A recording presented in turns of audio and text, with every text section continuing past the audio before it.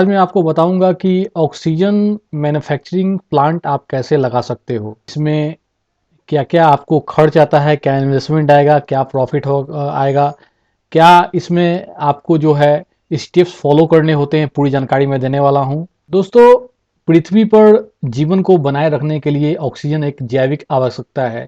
इसके बिना कोई भी जीवन संभव नहीं है। वातावरण में बहुत सारी गैसें होती हैं जिसमें से हम जिस गैस को अवशोषित करते हैं वह ऑक्सीजन है।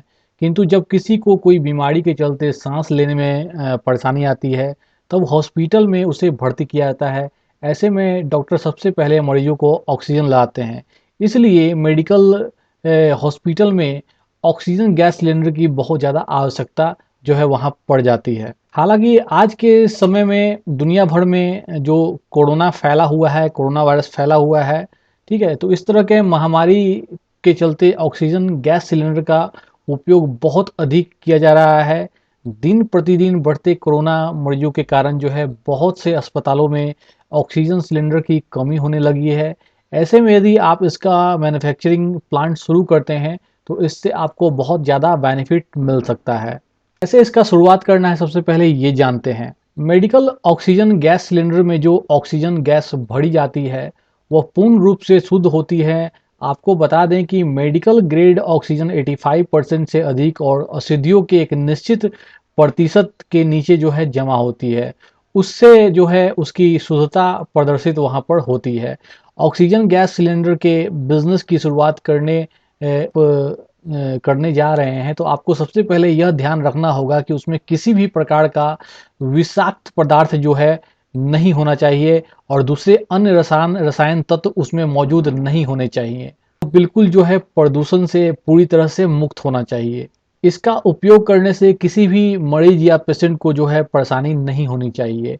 आपको ऑक्सीजन सप्लाई एवं सिलेंडर हैंडलिंग के बारे में सभी नियमों की समीक्षा करने की आवश्यकता होती है ताकि आप यह सुनिश्चित कर सकें कि आप सभी स्टैंडर्ड को फॉलो कर रहे हैं। मेडिकल ऑक्सीजन गैस सिलेंडर की मैन्युफैक्चरिंग यूनिट शुरू करने के लिए आपको इसके मैन्युफैक्चरर से संपर्क करने की आवश्यकता होगी, क्योंकि वे आपको ऑक्सीजन मैन्युफैक्चरिंग के से लेकर उसकी सिलेंडर फिलिंग तक के सभी जानकारी आपको वहां पर प्रोवाइड करेंगे।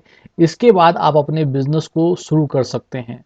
इस बिजनेस में कौन कौन से उपकरण लगते हैं इसकी भी आपको जानकारी होनी चाहिए। आपको मेडिकल ऑक्सीजन बिजनेस की लॉजिस्टिक को भी जो है यहाँ पर समझने की ज़रूरत होती है।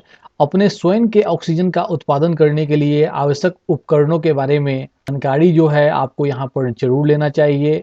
बाजार में कई ऑक्सीजन कंस्ट्रक्शन, कहने का मतलब है कि बाजार में कई ऑक्सीजन कंसंट्रेशन जो है उपलब्ध हैं। ऑक्सीजन सप्लाई बिजनेस में कुछ अतिरिक्त उपकरण की जो है आपको यहाँ आवश्यकता होती है, जैसे कि प्रवाह मीटर, दबाव गेज, ऑक्सीजन मास्क, प्रवेशनी और अन्य एलिमेंट पूरे सिस्टम को एक साथ फिट करने के लिए चाहिए। आपको यह डिसाइड करने के लिए एक व्यवसाय जो है आपको अगर ये करना है तो उसके लिए एक योजना बनाने की ज़रूरत होती है।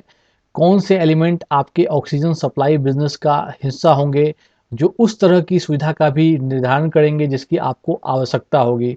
किसी भी व्यावसायिक उपक्रम की तरह बाजार पर शोध करने, संभावित ग्राहक आधार और उद्यमियों के लिए मौजूद अवसरों से सीखने के लिए बहुत यहाँ पर आपको अवसर यहाँ पर मिलेगा। अब थोड़ा मैं आपको मेडिकल ऑक्सीजन गैस सिलेंडर का जो परिवहन होता है उसके बारे में थोड़ा आपको बताना चाहूँगा। मेडिकल उपयोग में लाए जाने वाले ऑक्सीजन गैस सिलेंडर के लिए सुरक्षा बेहतर होती है, ये इसके परिवहन पर विशेष ध्यान दिया जाता है। ऑक्सीजन सिलेंडर में दबाव बहुत ज़्यादा होता है।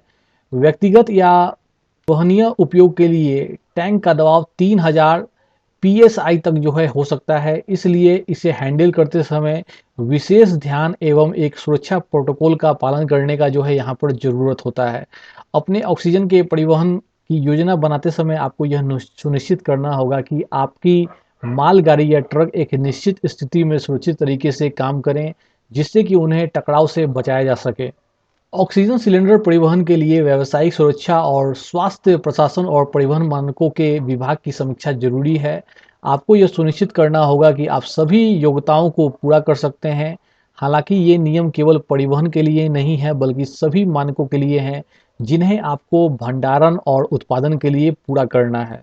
साथ ही आपको यह बिज़नेस अगर करना है तो इसके लिए आपको जो है लाइसेंस भी लेना पड़ता है दोस्तों। जब कोई व्यक्ति किसी भी प्रकार का मेडिकल से संबंधित व्यवसाय शुरू करना चाहते हैं तो उनको उसके लिए सुनिश्चित करना यह बहुत महत्वपूर्ण है कि वे सभी लाइसेंसिंग और अनुमति की आवश्यकताओं को जो है पूरी तरह से जो है कंप्लीट करें। कुछ राज्यों में विशिष्ट मेडिकल उपकरण बेचने के लिए लाइसेंस प्राप्त करने की आवश्यकता होती है।